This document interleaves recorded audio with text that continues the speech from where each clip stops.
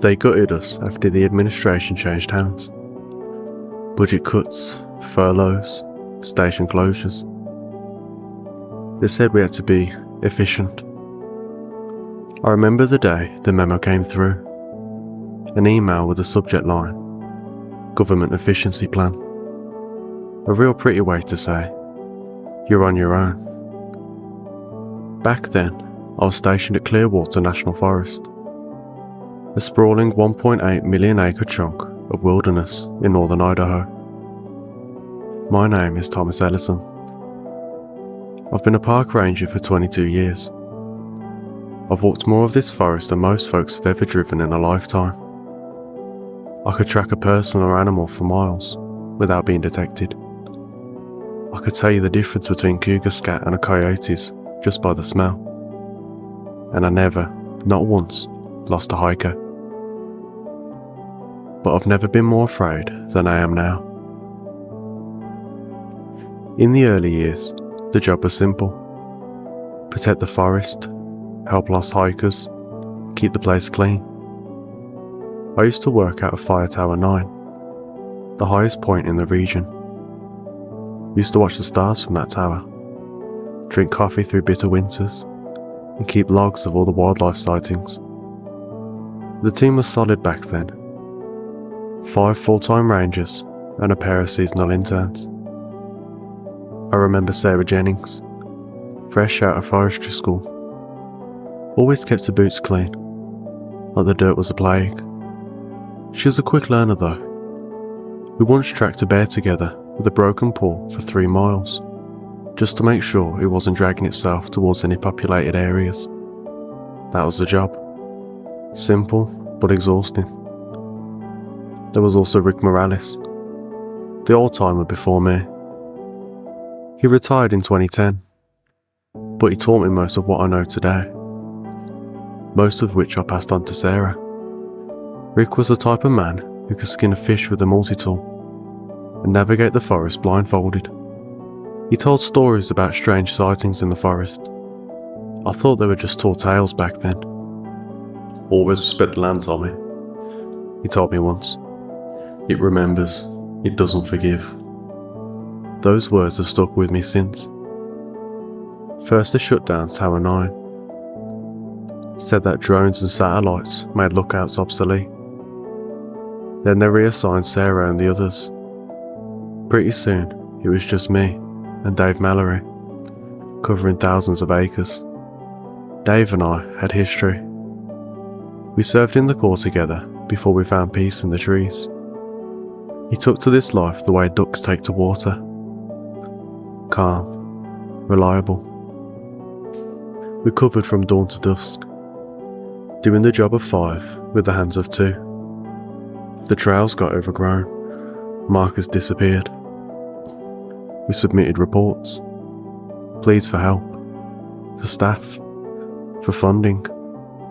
They never got answered. This was when the first disappearances began.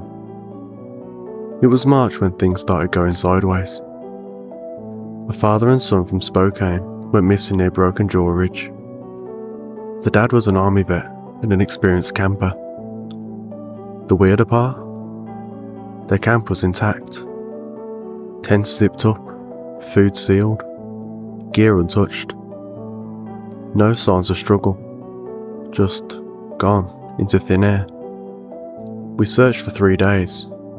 Helicopters, dogs, but nothing turned up. We chalked it up to an animal attack or a fall, until more reports kept coming in.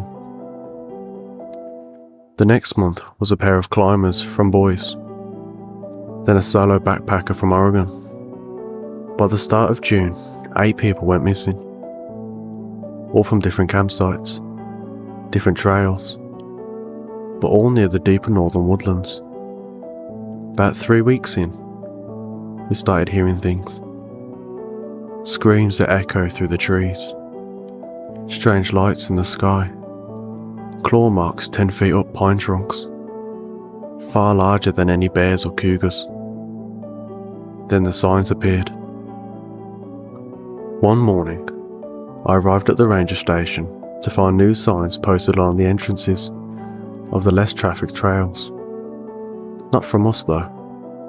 No letterhead, no authorization. Just bold white signs with black lettering, adorned with bizarre symbols. There were rules, 7 of them. 1. Do not leave your tent after sundown under any circumstances. 2. If you hear a voice calling your name, don't respond. 3. Never take meat offered by a stranger, even if they look like someone you know. 4. Avoid mirrors and reflections after dusk. 5. If you see a second moon in the sky, hide immediately. 6. Fires must be extinguished by 7:14 p.m. 7. If you see a man with antlers, be polite and do not make eye contact. Do not go with him. I thought it was just a prank. Some bored conspiracy nut trying to scare off tourists. Until the disappearances tripled in just 1 week. I brought one of the signs back and showed it to Dave. You ever seen anything like this? I asked. He stared at it a long while. Back in Kandahar, he said slowly. We used to find these strung up with little charms in villages. Warnings apparently. Bit creepy. He wasn't wrong. We decided to leave the signs up and follow the rules anyway. We had nothing better to do, since it's quieter, and the rules were easy to follow anyway. Nothing ever came of it, for either of us. Yeah, weird things happened, but nothing out of the usual. It was the start of July when we got the call about 3 missing college students. They drove down from Missoula to spend the long weekend hiking Ridge 12. They never checked out. I found their car parked in a lay-by. Inside were maps, a few empty water bottles, and a playlist of 2000's pop hits, still queued up on the dash. You know, the normal stuff. We tracked them 3 miles in. First we found the boot, then the shredded tent, the blood, the claw marks that tore through tree bark like it was paper. I called out, my voice echoing. Stella! Leela! John! Anyone? No answer, but I felt watched. The woods had gone still. No birds, no rustle, just a vacuum of sound. We searched for 2 days, found scraps of clothing caught in tree limbs 20 feet off the ground. Eventually, I found a journal that ended with the words, I saw it last night.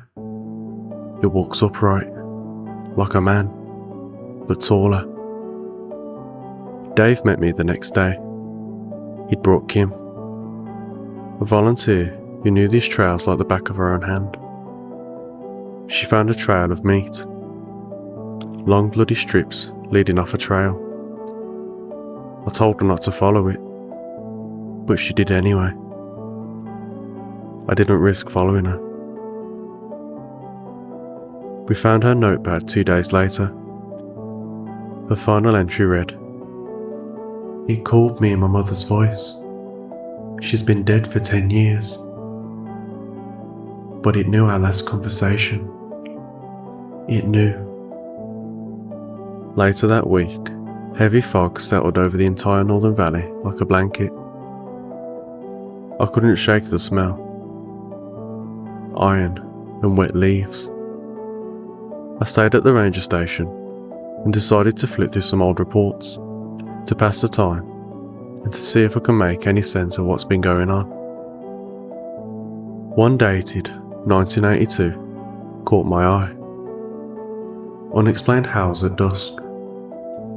Found a deer carcass hung in some trees. Locals call it the Deer Man. Advised to avoid tower trails during new moon. Then another from 1996. Campers missing near Lost Creek. Found a blood trail ending at old burial mound. Native elders warned of something ancient. They call it the Wendigo. I dug deeper.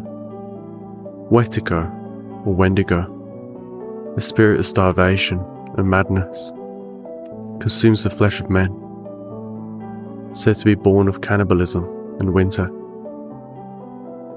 The fog still lay thick at the start of this week.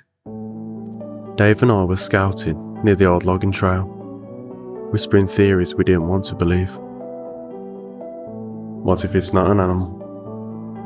Dave asked. You think it's people? I responded. Worse, he whispered.